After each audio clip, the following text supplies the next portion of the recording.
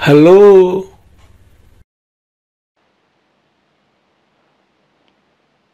Kring, kring, kring. Halo. Shalom Kafrim. Shalom sahabat-sahabat dimanapun berada. Kembali berjumpa dengan saya, Pendeta Yakub Sulistyo. Kali ini saya membuat video yang saya beri judul Setan Bisa Bersatu. Nah, untuk itulah maka saya ambil ayatnya di dalam kitab Matius atau Matius pasal 12 ayat 22 sampai 26 yang saya baca dari Indonesian Literal Translation berbunyi demikian. Kemudian dibawalah kepadanya seorang buta dan bisu yang kerasukan setan, dan dia menyembuhkannya, sehingga orang buta dan bisu itu bahkan berbicara dan melihat.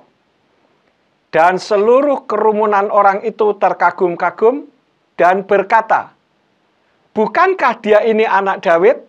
Itu kata orang banyak yang terkagum-kagum.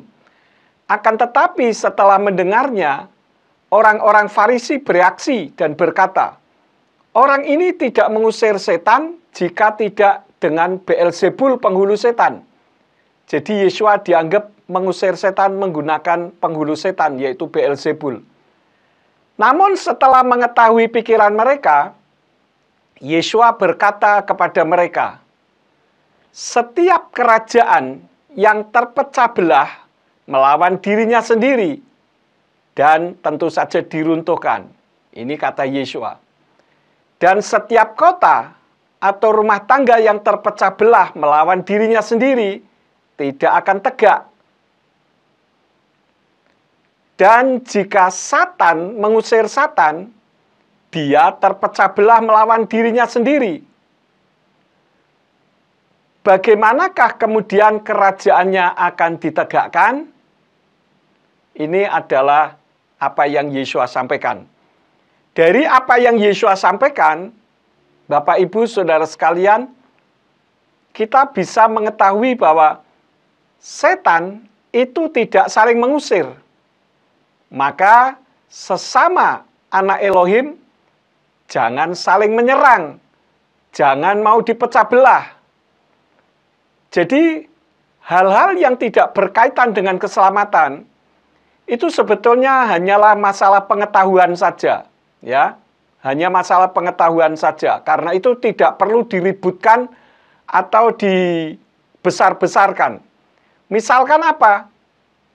Sebagai orang-orang yang sudah mengenal Bapa Yahweh, ada orang-orang yang mengenakan atribut Ibrani atau tidak mengenakan atribut Ibrani, tidak usah dipermasalahkan, ya. Karena ini tidak ada kaitannya dengan keselamatan. Demikian pula masalah ibadah di hari Sabat atau Sabtu atau hari Minggu, tidak usah dipermasalahkan. Atau yang selanjutnya tentang bumi datar atau bumi bulat, itu juga tidak perlu dipermasalahkan. Termasuk vaksin, ada 666-nya atau tidak, itu juga tidak perlu dipermasalahkan. Lalu pengajaran tentang hukum law of attraction misalkan, ini juga tidak perlu dipermasalahkan karena tidak membawa keselamatan. Masalah yang selanjutnya misalkan teologi kemakmuran atau teologi kemelaratan masalahnya yang saat ini sedang marak. Tidak perlu juga dipermasalahkan.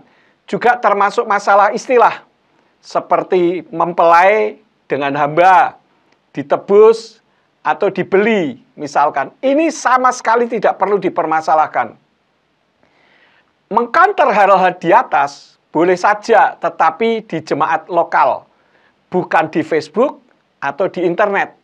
Karena itu sama saja dengan radikal dan memaksakan kehendak yang menghasilkan perdebatan yang menguntungkan setan. Dan itu satu tindakan ceroboh dan ujung-ujungnya hanya ingin membuktikan kalau dirinya lebih hebat, yang tanpa disadari sebetulnya sudah melenceng dari tujuan berdirinya Majelis Pusat Gereja Pemulihan Firman. Saya ingatkan untuk para pelayan hamba-hamba Bapa Yahweh, mempelai-mempelai Bapa Yahweh di jajaran Gereja Pemulihan Firman, Ingat, moto Gereja Pemulihan Firman adalah tidak kompromi, tetapi tidak radikal. Artinya, kalau kita mau melakukan sesuatu, pakai hikmat. Dan tidak perlu mempermasalahkan hal-hal yang tidak berkaitan dengan keselamatan.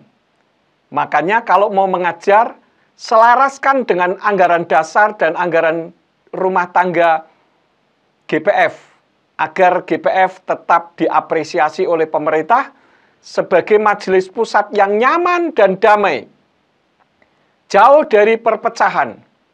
Maka saya tegaskan, Majelis Pusat Gereja Pemulihan Firman tidak akan menerima penggabungan dari hasil perpecahan Gereja Pemulihan Firman yang sudah ada. Karena ini akan menimbulkan permasalahan dan sama seperti gereja-gereja pada umumnya. Karena itulah maka apa yang perlu dipermasalahkan adalah mari kita bekerja sama dan bekerja bersama-sama untuk memberitakan nama Bapa Yahweh, Besem Yeshua HaMashiach Waruach HaKodesh. Jadi ini yang jauh lebih penting daripada kita ingin menunjukkan kalau teologi saya lebih hebat daripada yang lain. Selamat melayani dan berjuang bagi kemaksuran nama Bapa Yahweh, Besem Yeshua HaMashiach Waruach HaKodesh. Amin, amin. Haleluya.